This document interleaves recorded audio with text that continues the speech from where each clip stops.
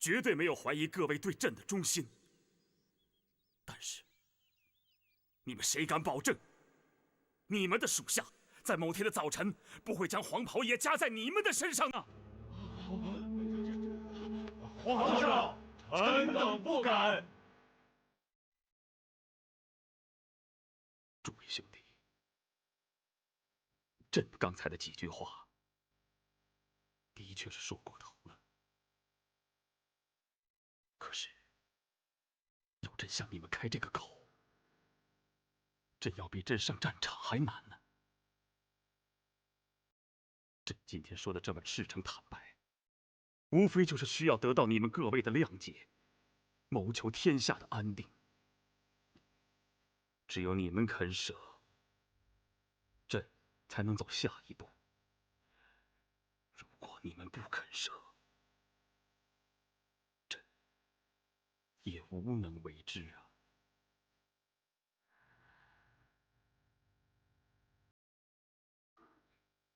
慕容延昭兄弟，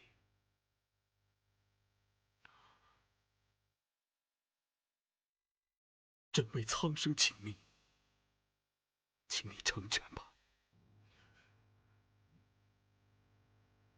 没有武器的武将，就像是被去掉虎牙利爪的老虎。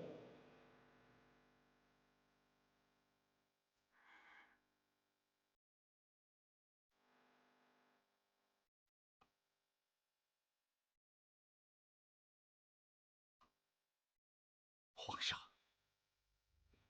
臣带兵带了几十年，和弟兄们有很深的感情啊。朕知道，但是为了天下的安定，朕难为能为，难忍能忍。也望兄弟你难舍能舍呀。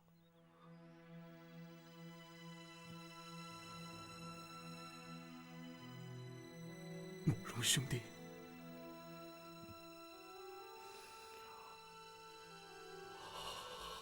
皇上，臣思虑不周，为了天下安定，臣愿意即日起辞官归隐。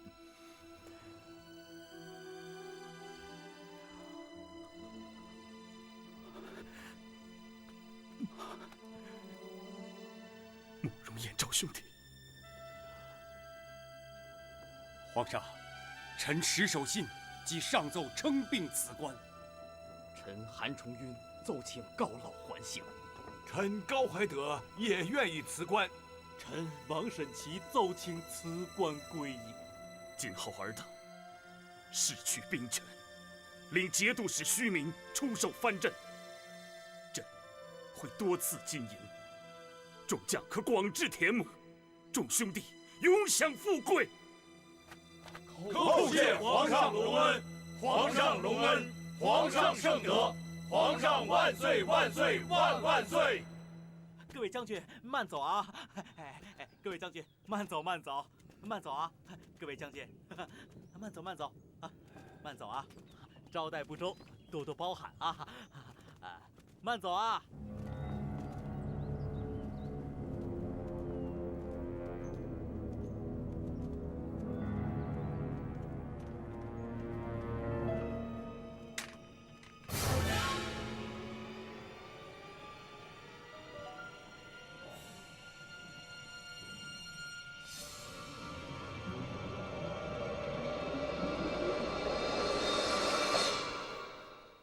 皇上，您怎么可以放他们走呢？这一走，无异于放虎归山呐！说不定他们马上就会调集军队向汴京开拔呀！皇上，您这一步可是大错特错了。皇上，没有人愿意把自己的利益交出来。臣怀疑他们是为了保性命而敷衍皇上。皇上，臣担心呐。皇上，要不要再想些办法做些补救啊？对，先发制人，个个击破，不能等到他们联手。好了，朕知道也许是朕错了，但是朕意已决，不必多言。皇上，你们俩先回去，等消息吧。是。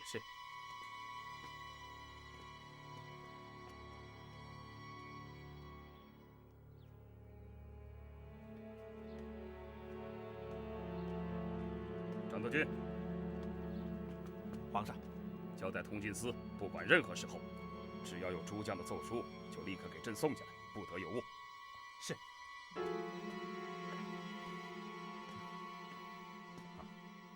要不这样吧，你先回去休息，我一个人在这等着。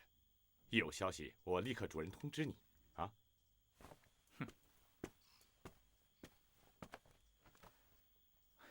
我不回去。反正我回去心里也不踏实，还不如就在这戴罗院待着。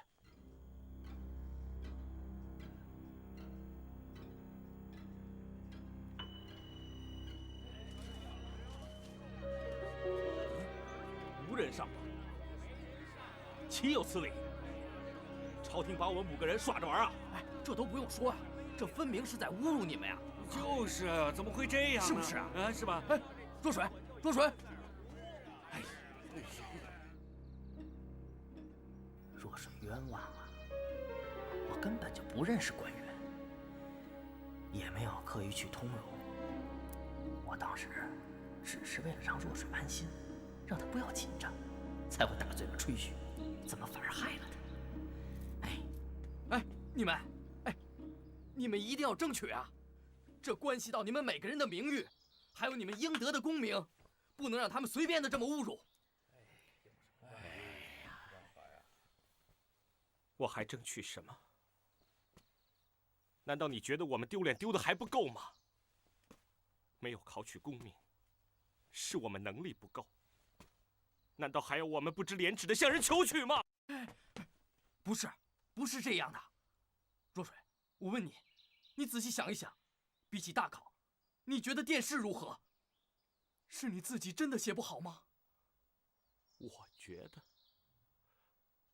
觉得有什么用？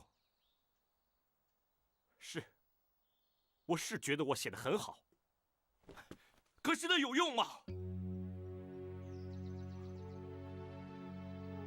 为什么？你为什么替我说情？我没有，我没有。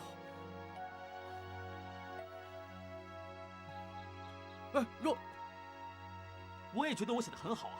虽然我跟韩老师好友，可是我的程度如何，国主应该看得出来呀。是啊，我也是啊。就是嘛。虽然我认识韩老，但不能因为我认识他就否定我儿子的才能吧？是啊，这韩老连我的儿子叫什么名字都不知道。好了，你放手，你干什么呀？你这是……那我问你，你为什么要欺骗我？我对你那么尊重，我那么信任你，我感激你为我所做的一切。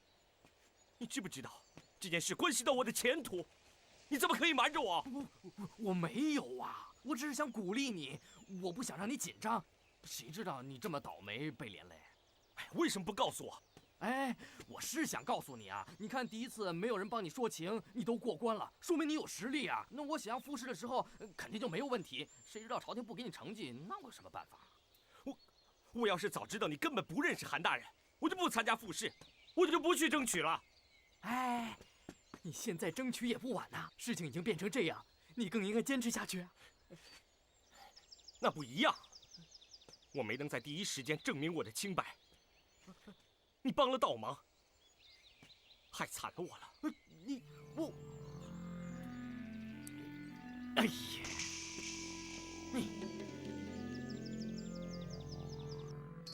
国主，陈乔大人求见。启禀国主，学子们在外面吵嚷，并且拦了徐大人的轿子。是那些落榜的学子？就是殿试的5名学子。他们说，他们是被冤枉的，要讨回公道，就找徐大人评理。结果怎么样？他们被抓了。都被抓了。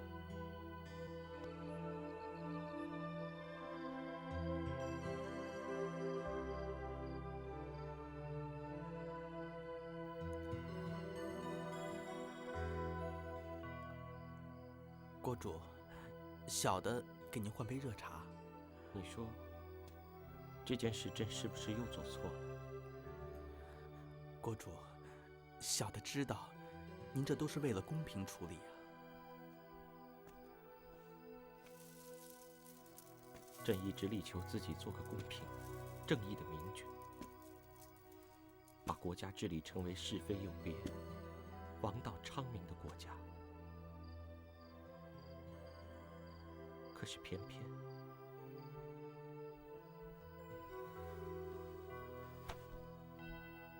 朕无能。不，国主，你是有史以来最好的君王，朝廷有您是我们大唐子民的福气啊！够了，你就会说些不痛不痒的话。那小的这就去换热茶。娘娘，国主。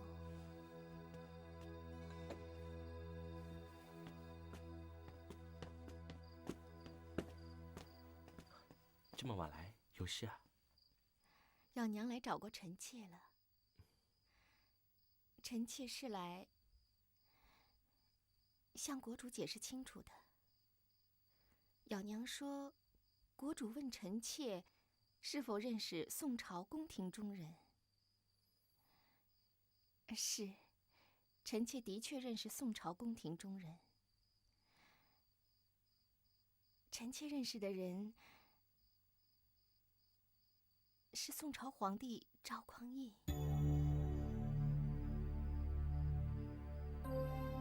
你认识赵匡胤？嗯。你们什么时候认识的？怎么认识的？朕怎么从来没听你提起过？臣妾认识他是进宫之前的事情，那都已经是过去的事了，还有什么好提的呢？是吗？那他送你黄色厚袍是什么意思？送你并蒂莲又是什么意思？此举，臣妾也不太明白他的意思。也许他知道我们夫妻感情深厚，或者他希望……够了，别再说了，你只会让朕觉得自己像个傻瓜。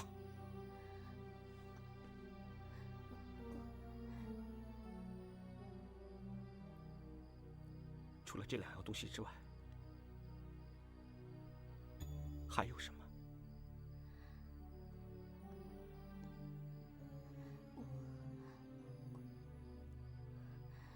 红丝带绑的是什么？为什么你不告诉朕？朕全都看到了。为什么你还要瞒着朕？是你不想说，还是你不愿意说？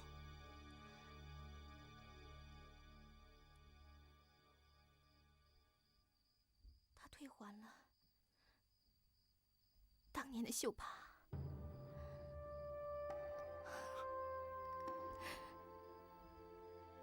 绣帕，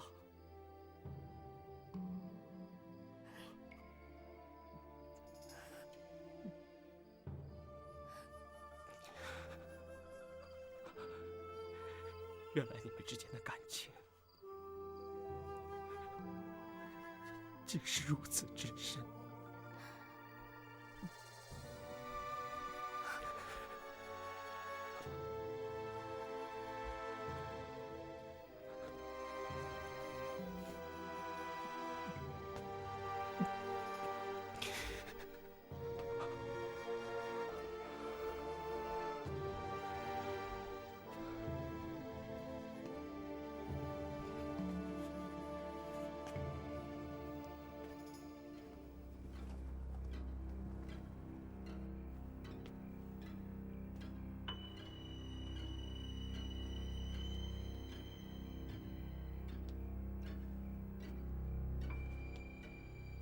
张将军，快去看看，外面好像是有人来了。好。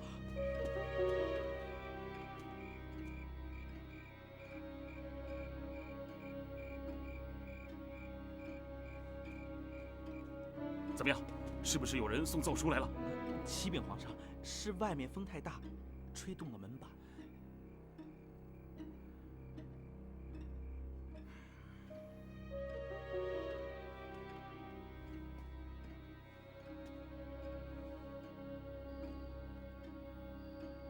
夜静得让人不安呢。我们的心思要比这夜更沉静，才能够应付眼前的关卡。关卡？哼！那些人谁要是敢轻举妄动，他就离这黄泉路不远了。哼！到那时，就玉石俱焚，天下大乱了。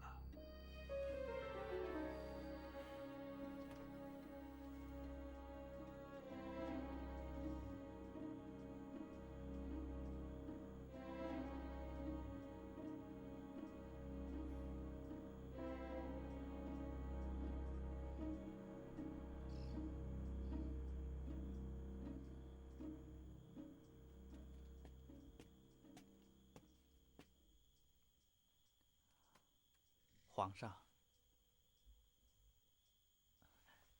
有一份奏书，快拿过来。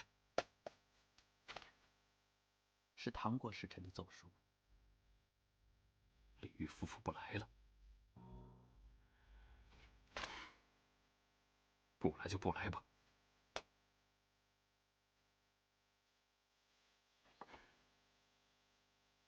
难道赵宝光义说对了？朕错了，是朕太相信他们了。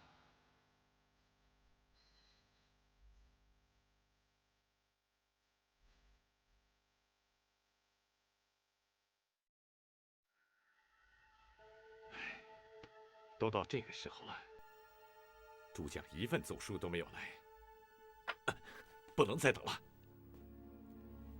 好，一刻都不能耽误。我现在就去殿前司军营调兵，先保卫皇上再说。好。皇上，皇上，慕容延昭和高怀德2位将军的奏书到了。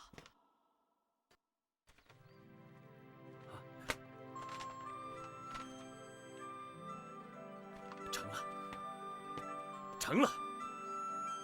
慕容延昭跟高怀德，他们2个都说自己有病，要辞去朝中官爵了。哎呀，你看看。张德俊，这就是朕从白天等到黑夜，又从黑夜等到白天的奏书啊！是，小的也替皇上高兴啊。对了，即刻传光义和赵普速速进宫。是，小的遵旨。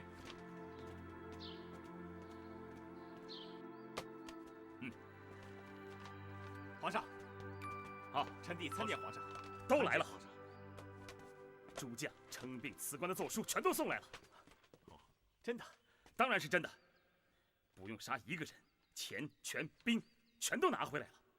哈哈哈哈哈！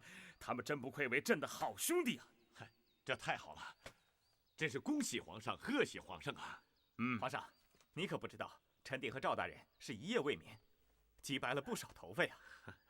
啊，辛苦你们了。从今天开始，朝廷要正式实行强干弱支的政策。赵普，臣在。拟旨。是。改封慕容延昭为山南西道节度使，韩令坤为惩罚节度使，还有石守信，封他为天平节度使；高怀德封他为归德节度使；张令铎封他为镇远节度使；还有王审期就封他为中正节度使，俸禄加倍。但是不领兵权。是，臣全都记下来了。皇上，臣是斗胆问一句啊，皇上平时做事一贯小心谨慎，为何这一次敢放手搏这一局啊？人性本善，朕相信朕和这些兄弟之间的情谊是经得起考验的。当初朕和这些兄弟结拜的时候，就曾经立过誓，一生都要有福同享。如今朕当上了皇帝，朕更要信守承诺，绝不能背信弃义杀了他们。情义啊！人与人之间就贵在诚信。朕相信他们，至于他们相不相信朕，就在于他们怎么看待朕了。所以，这次行动也正好考验了朕的为人呢。赵普，你心里头是不是有什么疑虑？你是怀疑朕所说的情谊吗？啊，皇上，臣没关系。朕告诉你，朕的为人从过去到现在从来都没有改变过。如果周世宗还在世的话，就绝对没有大宋。皇上，臣无状。这一切也都是天命安危。世宗驾崩以后，只有朕是唯一可以继承世宗遗愿，完成他理想大业之人。柴宗训只是一个7岁的孩子，他有什么能力治理偌大一个国家呀？真到那个时候，还不是各个藩镇你争我夺，互相挞伐，天下又要乱成一团了？真到了那种时候，不知又会有多少人白白的送掉了性命。就连柴氏子孙，恐怕也无法保全。朕建立大宋，为的就是要结束5代以来的混乱局面，否则要当个忠臣，岂不是容易吗？皇上说的是，范质就是这样一个忠臣，但这种忠臣是无法控制局面，无法统一天下的。这正是有为皇帝和无能忠臣的分别。树高者伐，人高者杀，功高者身危。过去多少个开国之君，他们都选择了鸟尽弓藏、兔死狗烹的做法，但是朕就是不愿意成为那样的皇帝。皇上胸襟宏伟，高瞻远瞩，非他人所能及啊！臣真是佩服之至啊！好了好了，朕还要好好跟你商议一下异地做官、轮流守墓的养兵之策。啊，记住，要防止官兵之间的亲党交故。赵普，你把朕的旨意明文制成律令，下达到各地去。臣遵旨。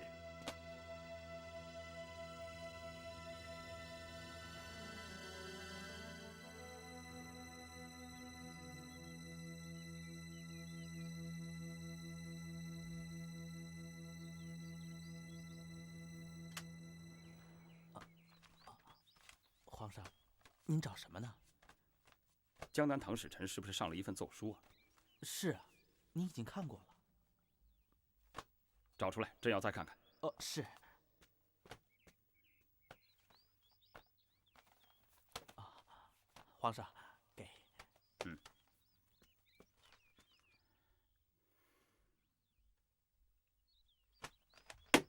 可恶！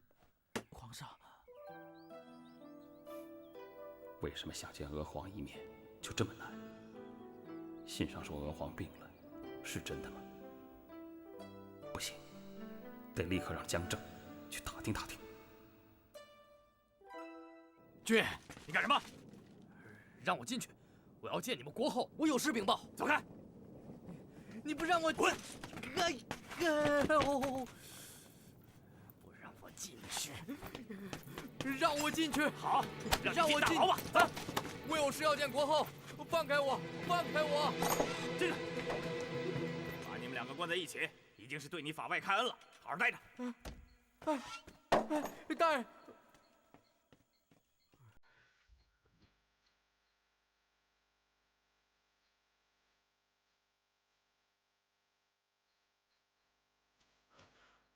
若水，他们打你了。哎，你不要这样，你这样我心里也不好受啊。我也是一直想办法救你啊。好了好了，我跟你说对不起，我跟你道歉。说什么我也是为了你好啊，我又不是故意的。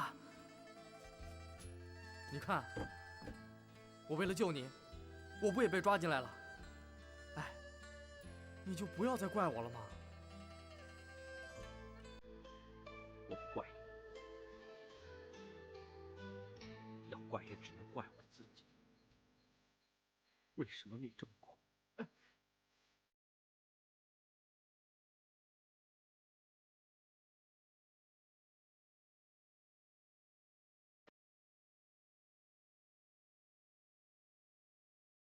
国主，国主，您还好吧？朕心不定，难受得很。要不要去请太医呀？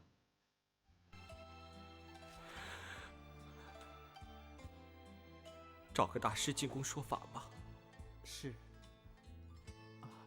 小的听说有位师傅很会说法，他的佛法浅显易懂，听说他还帮国丈做过法事，要不小的就去找他。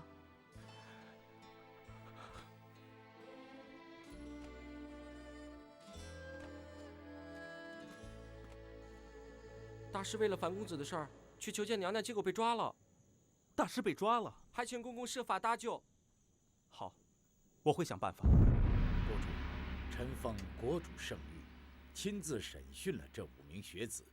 经臣细查，这5名学子并非人人与韩熙载大人有牵连，他们的确受了冤屈。真是这样？是的。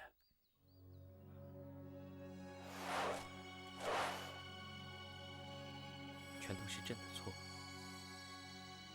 朕要弥补他们。国主，他们亦非无罪，他们冒犯了徐大人，当街逞凶，一律该严惩。不能再治他们的罪了。他们就算有罪，也是基于对朝廷的不满。朕亏待了他们，陈乔，立刻把他们放了，让他们明年再考吧。是，臣正是此意。国主，昨天青山寺的一个和尚，为了声援这5名学子，也被下狱了，请国主一并赦免了他吧。和尚？是。你们2个起来！行了，行了，起来，起来！要去哪儿啊？快点起来，走！不会杀了我们吧？别那么多废话，快点走！我要见国后。走，好，快点，走！跪下！启禀国主，犯人带到。还不叩见国主？你就是青山寺的大师啊？正是。贫僧俗名江正。你看起来很年轻嘛，我以为是一个多老的高僧呢。怎么外面的人把你说的像是……物质的贵重不在大小，人间的爱憎不在距离。同样如此，参透人生也不在于年纪。把这小长老给放了吧。是，国主，把这个小长老给放了。还有，你们5位学子都可以回去了，所有的事情都到此为止。明年可继续参加科考。人生很长，一次挫折不必放在心上。我们走吧。谢国主。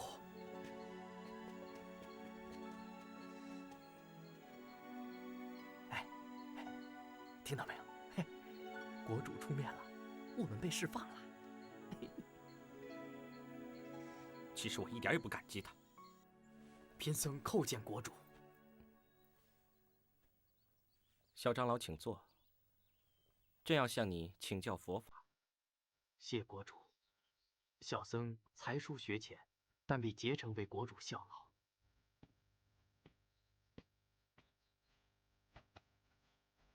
听说小长老为5名学子请命而入监，但佛门讲，空即是色，色即是空。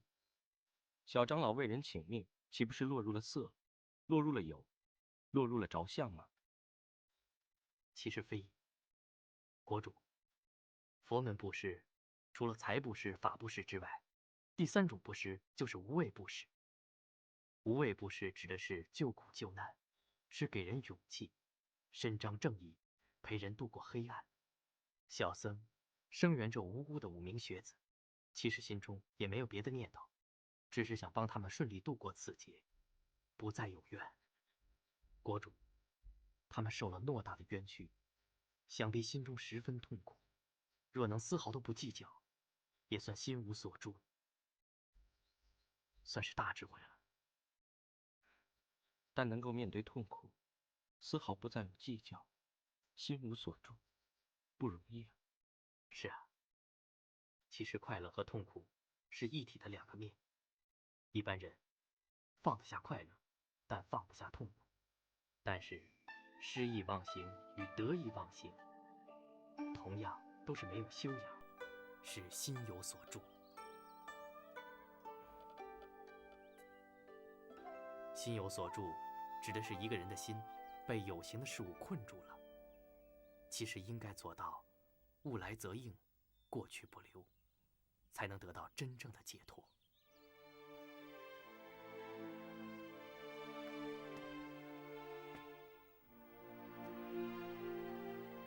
物来则应，过去不留。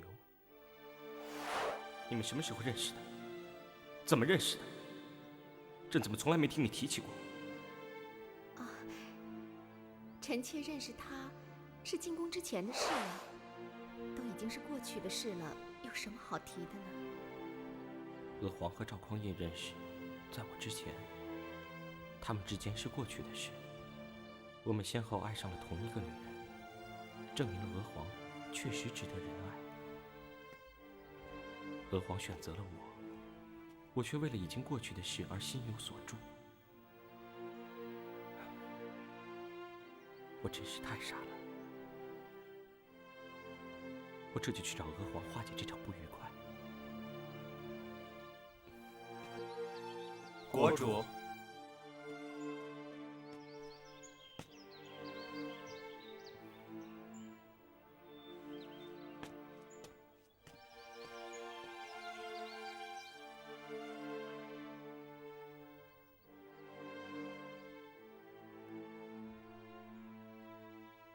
都过去了，为什么你还是忘不了呢？你要真的爱我，你也该替我想一想。你现在却搅得我们夫妻反目。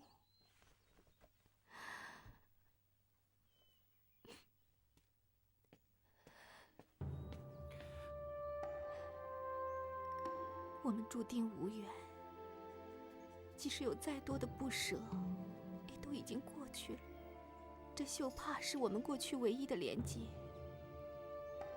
如今把它收回，你我就再无瓜葛了。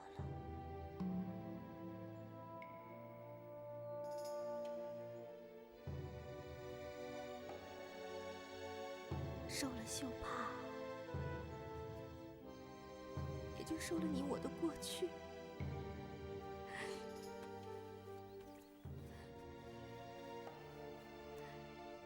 那一段深沉的记忆，将在我生命里面永远的封存了。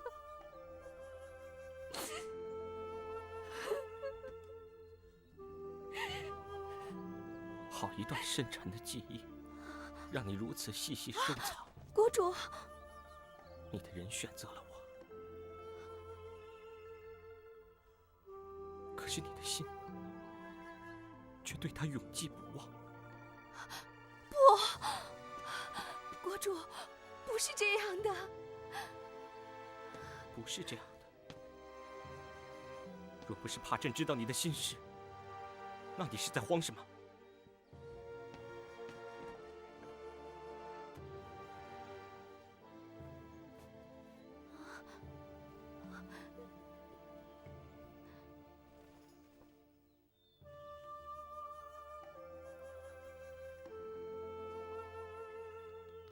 还有什么好说的？寡人犹待此春情，看来不只是你藏在他心里，他也一直在等你。不是你想象的那样，国主，事情不是这样的。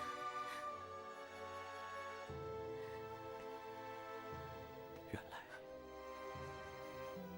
赵匡胤是要给你留后位，期待和你花开并蒂。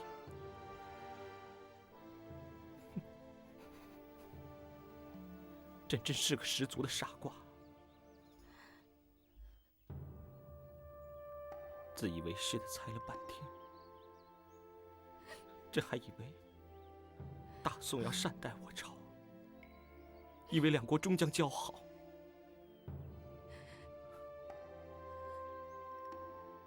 原来这一切都有了新的解释。人家只是要善待我的妻子，讨回他心爱的女人。朕真是个傻瓜。国主，国主，你要相信臣妾。臣妾真的不知道他要送礼，臣妾更不明白他送这些东西的意义。你我夫妻情深，我们的感情任谁也拆不散的。是吗？任谁也拆不散吗？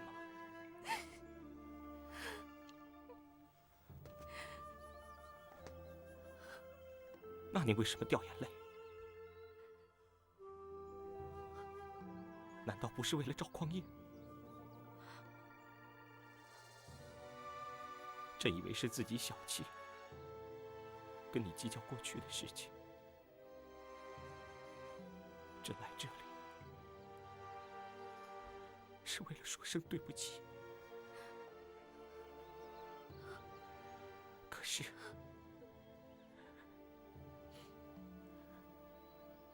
没想到朕真的错了。朕多么希望能够相信，但是你的眼泪骗不了人。你太伤朕了。不，国主，对不起，是臣妾不对，臣妾不该将秀帕的事瞒着你，臣妾只怕你生气，是臣妾不对。重点不在修帕和黄，重点是你。朕只是没有想到，朕这么多年为你付出的一切，还不足以让你忘了他。你忘不了他，是不是？你知不知道，现在朕心里像插着一把匕首？你叫朕怎么不痛？国主！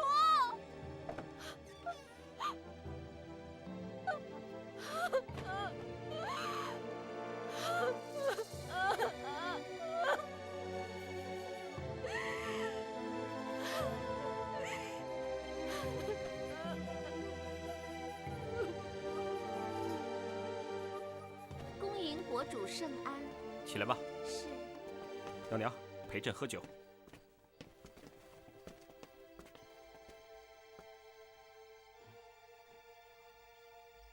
备酒菜。是。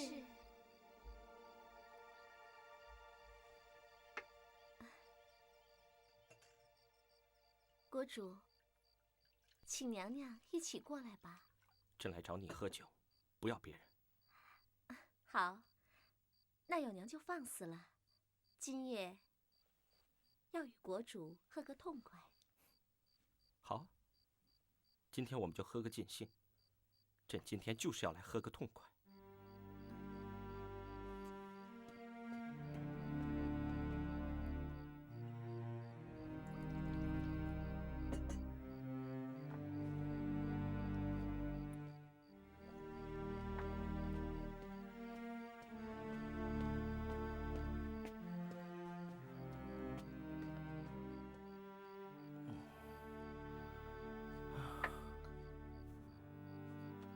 朕好久没有喝得这么开心过了。来，再倒。国主，你已经喝了不少了，就别再喝了吧。怎么能够不喝？朕跟赵匡胤喝酒都没输过。来，国主，您醉了，别再喝了吧。谁说朕喝醉了？朕清醒得很。你们都别想蒙朕了，别把朕当傻瓜。娥皇哭了，娥皇她哭得很伤心，她对着秀帕哭得好伤心。这么多年，是忘不了赵匡胤。寡人犹带此春情。这是赵匡胤写在绣帕上面的字。寡人犹带此春情。他还送给娥皇后袍，他还送并蒂莲给他。他居然当着朕的面要娥皇当他的皇后。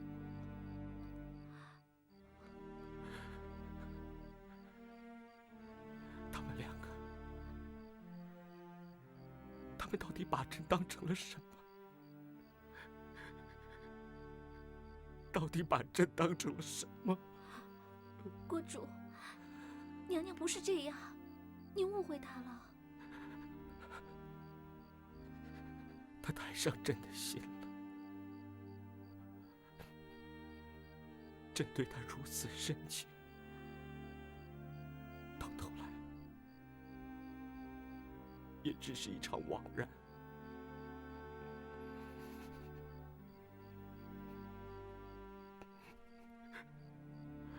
这么多年的感情，竟然敌不过一方绣帕。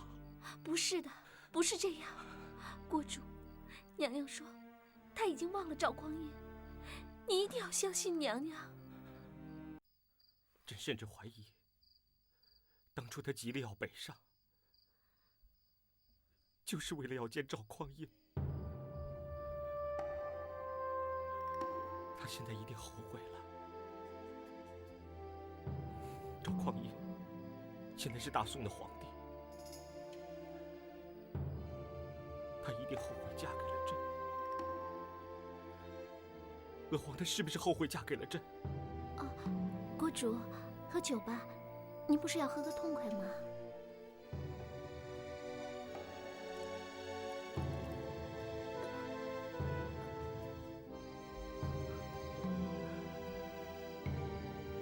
一醉解千愁。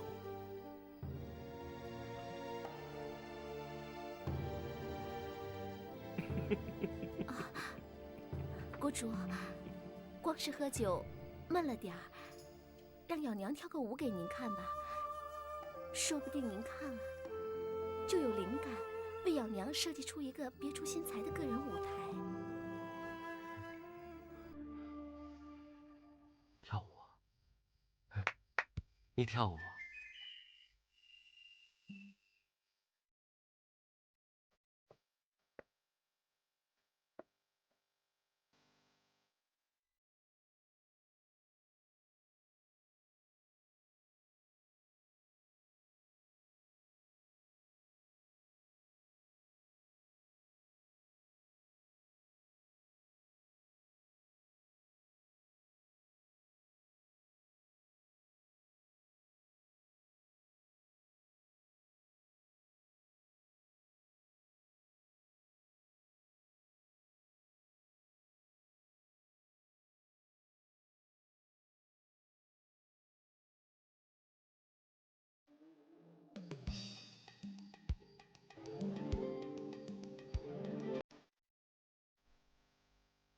荷花，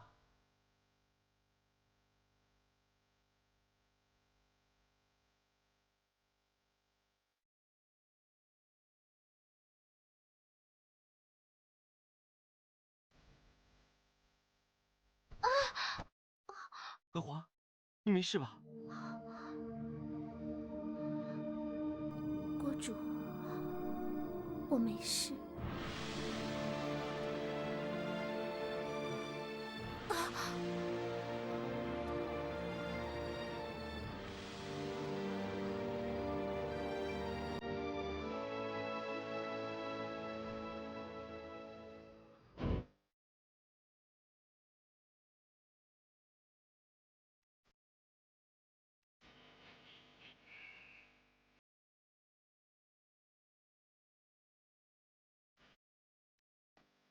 药娘，别跳了，国主已经喝醉了，根本分不清你是谁。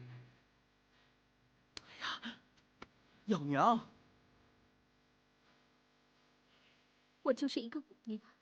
这又是何必呢？现在换谁过去跳都是一样的。再说，你伤成这样还继续跳，你就不怕国主看了会难过？你说的对，不该让国主不安。我要把另一只脚也缠上。哎呀！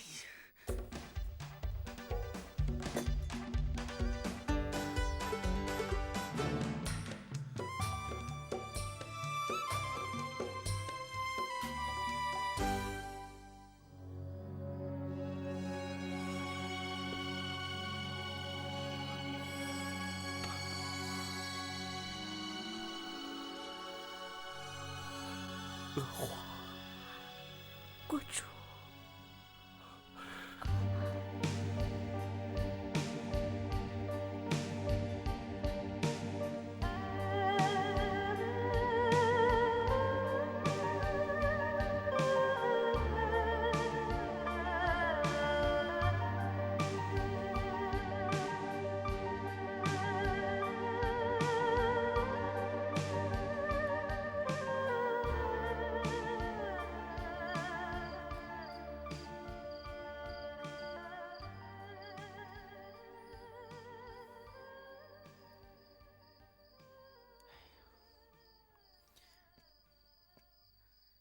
裴公公，裴公公，裴公公。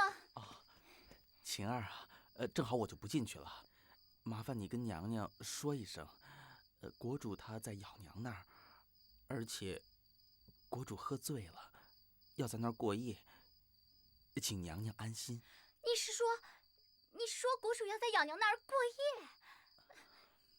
怎么会闹成这样啊？其实国主和娘娘，哎呀，他们只是误会呀。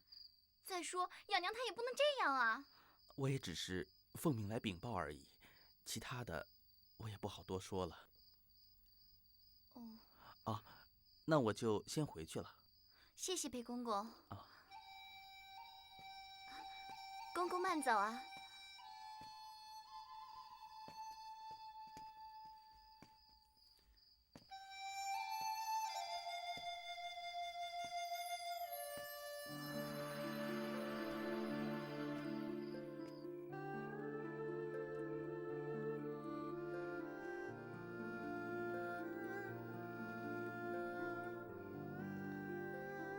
娘娘，还是去把国主接回来吧。皇宫这么大，国主想在哪儿过夜都无妨。可是，这样不好吧？要是咬娘，她真能让国主开心，未尝不好呢。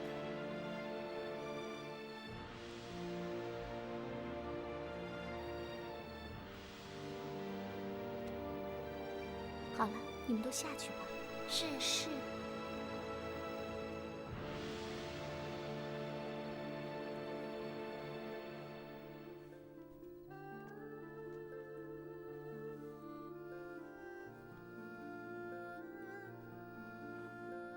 别走，陪朕。国主。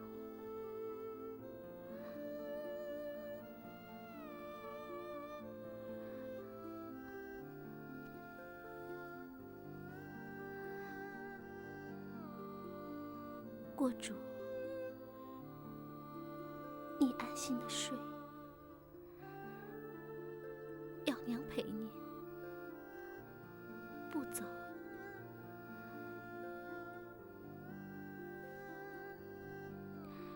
您在最脆弱的时候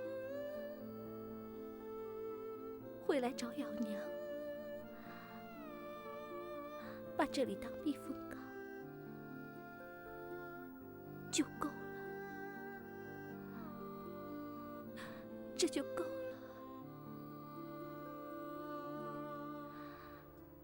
国主，咬娘这一生，任何时候都愿意为您跳舞，即使脚伤了，再痛也愿意。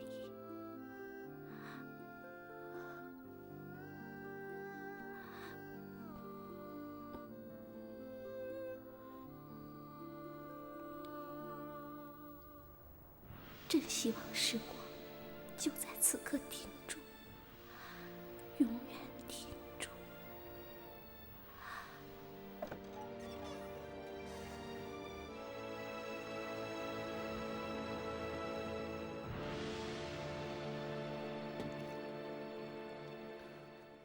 娘娘，你一夜都没有睡吧？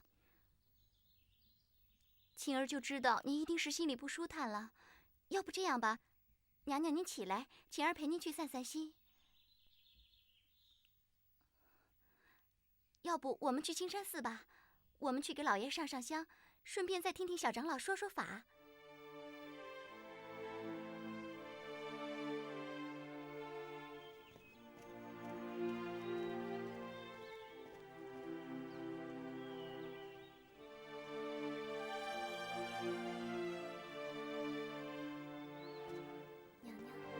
小僧恭迎国后娘娘。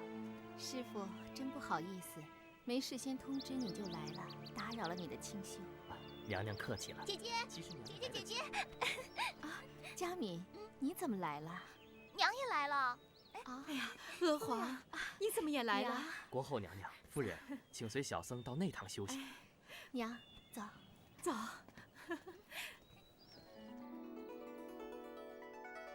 娘娘，夫人，你们稍作休息，小僧去准备一些膳食。谢谢大师。晴儿见过夫人，见过佳敏小姐。晴儿，中秋节快到了，宫里现在都张灯结彩的，忙着过节吧。我可喜欢看热闹了。姐姐，姐夫他到底还记不记得让我跟娘进宫的事儿啊？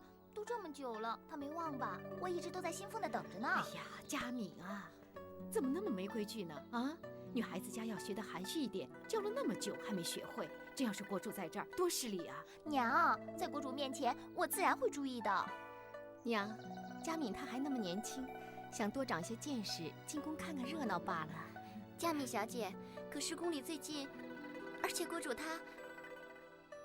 啊，是啊，国主最近比较忙，但是过中秋的事情也不需要国主来操心。啊，这样吧，我来安排你和娘进宫过中秋。真的？我们可以进宫了吗？娘，如果宫里忙的话，我们不去也行啊。啊，没关系的，娘，可以安排的。晴儿，把进宫通牒给佳敏。是。这个通关玉牒你拿着，拿着它可以随时进出宫门。等到中秋节的时候，你和娘一起进宫。可以进宫了，可以进宫了。阿弥陀佛，国后娘娘请，夫人请。谢谢大师。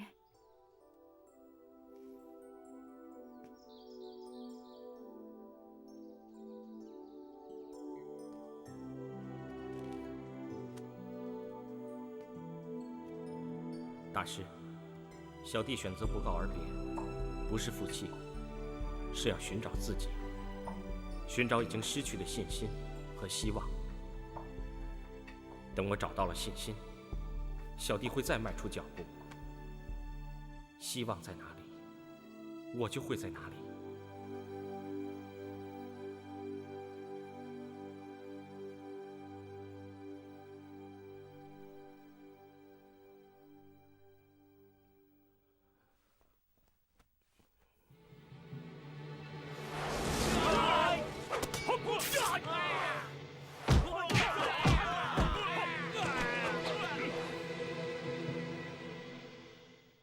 赵匡胤是比我强，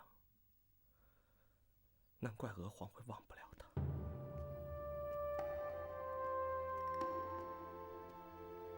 国主，幺娘给您送醒酒茶来了。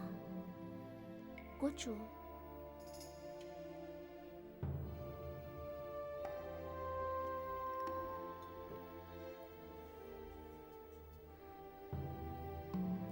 国主，幺娘斗胆，您要不要和咬娘谈一谈？让我来。不用了。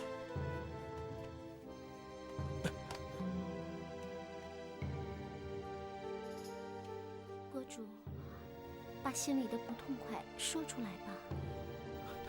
朕没有不痛快。裴厚德在。国主，小的在。去佛堂。是。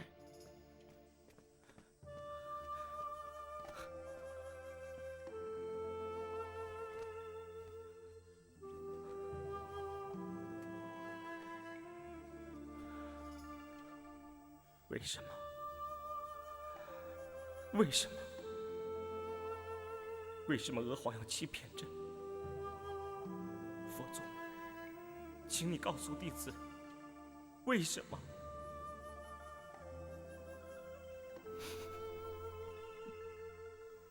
国主，让养娘跳舞给您看吧，说不定看了就有灵感，为养娘设计出一个别出心裁的个人舞台。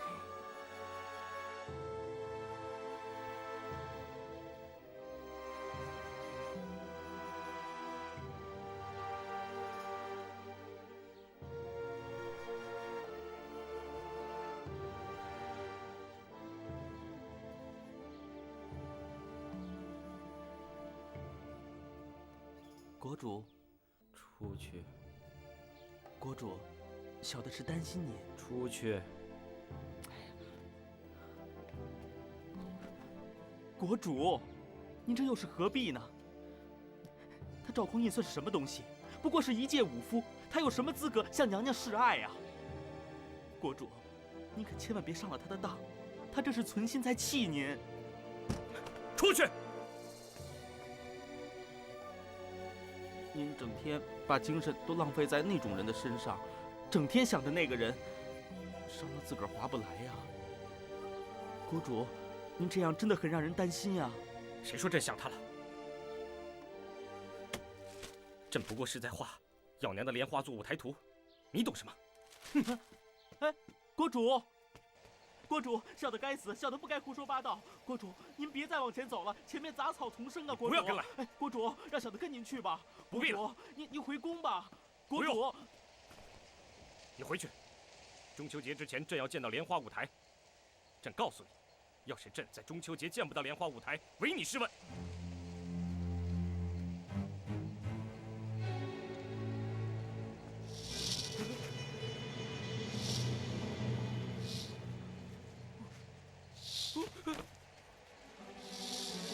裴厚德！哎，国主，国主怎么了？啊，蛇！国主，来，您先起来，您先去祠堂啊！快！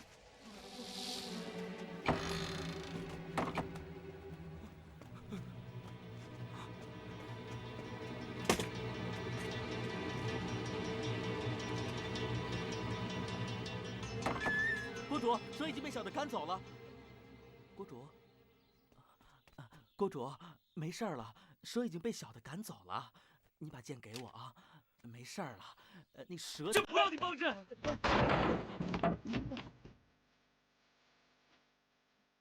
朕知道朕没用，朕没武功，朕胆小，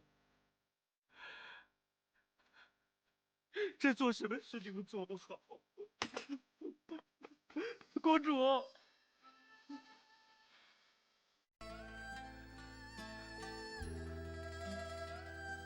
这把剑你知道是什么剑吗？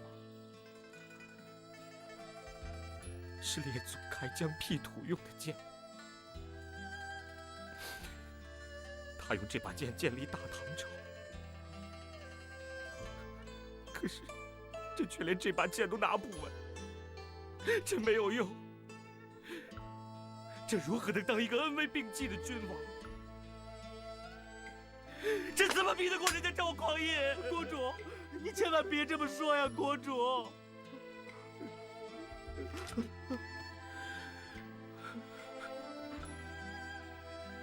难怪娥皇要怀念他，为他掉眼泪。朕生什么气？朕懊恼什么呢？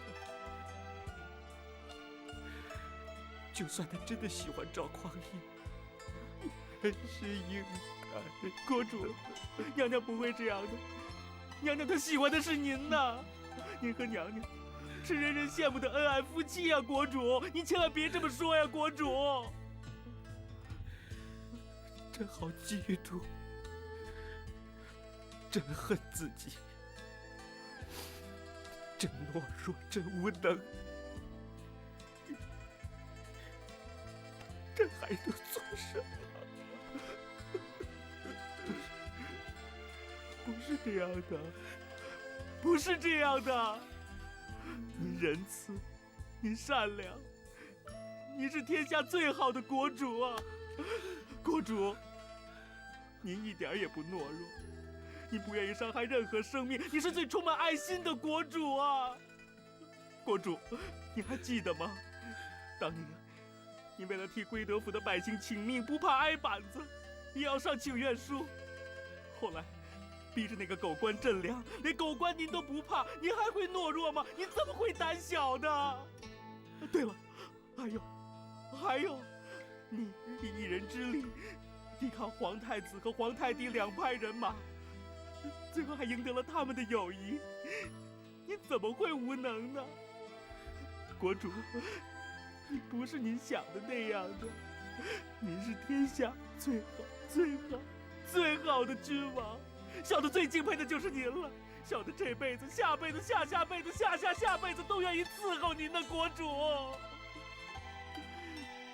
你真的是这样看朕吗？真的是这样的。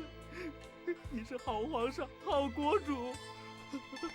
皇天在上，老天有眼，他看得一清二楚。他是知道的呀，国主。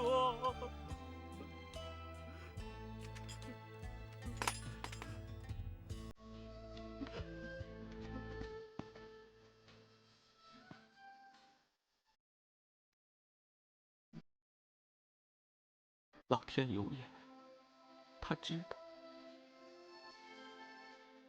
那朕现在就要问老天爷：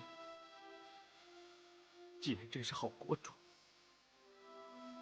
为什么朕的仁慈善良没有为朕带来强盛的朝廷，而赵匡胤的强硬凶狠，却将他拱上了九五至尊？为什么？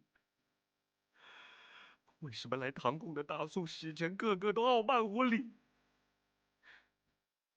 不是说得民心者得天下吗？告诉朕，